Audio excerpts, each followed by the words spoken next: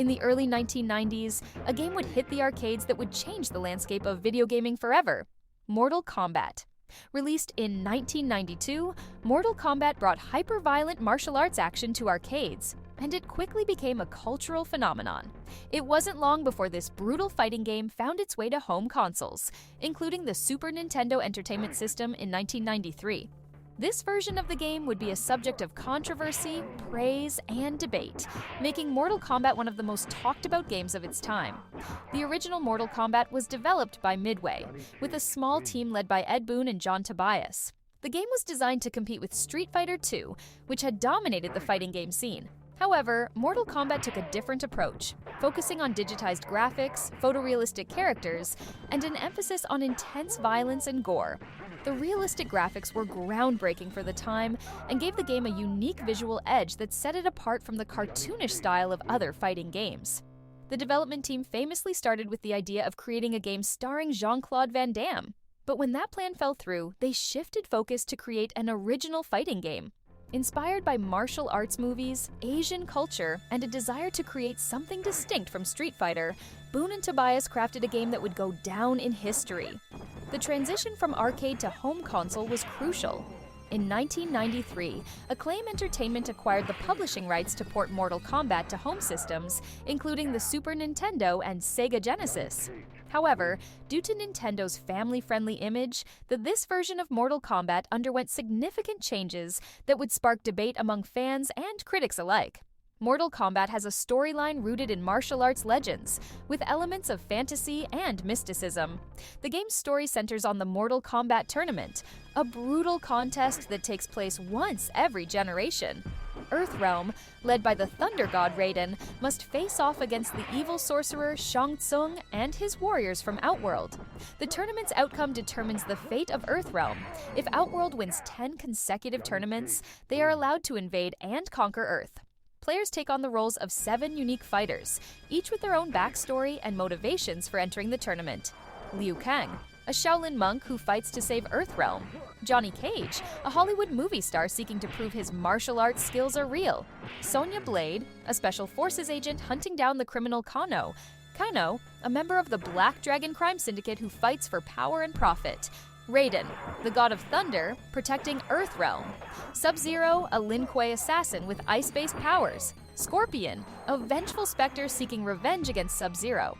As players progress, they must face each opponent in a series of one-on-one battles until they reach the final confrontation with Shang Tsung himself.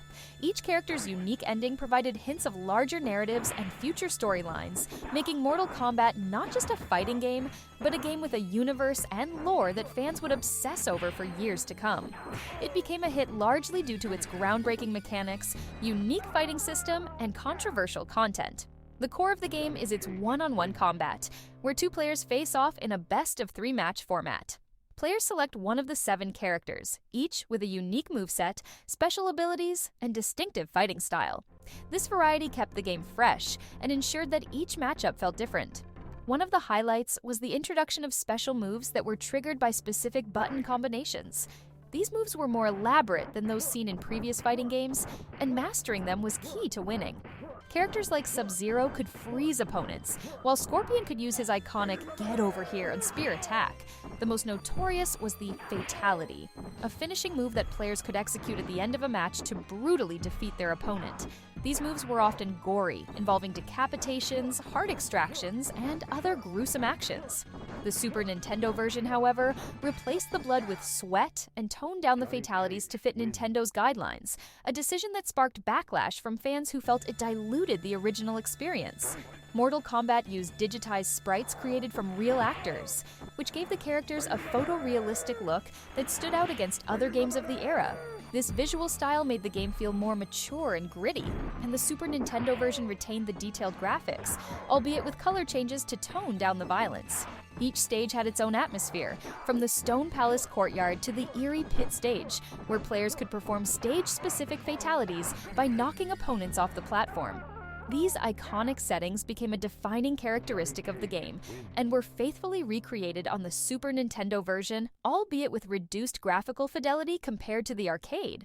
The biggest controversy surrounding was the censorship of the game's violence. Nintendo, fearing backlash over the game's gore, replaced the blood with gray sweat and altered the finishing moves to be less gruesome. This decision contrasted sharply with the Sega Genesis version, which kept the blood intact with a cheat code. This led to the Genesis version outselling the Super Nintendo version, despite the latter's superior graphics and sound. The controversy surrounding Mortal Kombat's violence on home consoles, including the Super Nintendo, contributed to the establishment of the Entertainment Software Rating Board, ESRB, in 1993-1994.